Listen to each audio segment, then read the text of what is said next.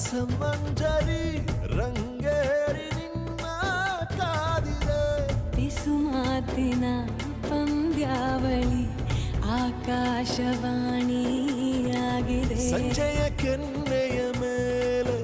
ಬಂದು ನಾಟಿದೆ ನಾಚಿಕೆ ಮುಳ್ಳು ಮನದ ಮಗು ಹಠ ಮಾಡಿದೆ ಮಾಡುವ ಕೊಂಗ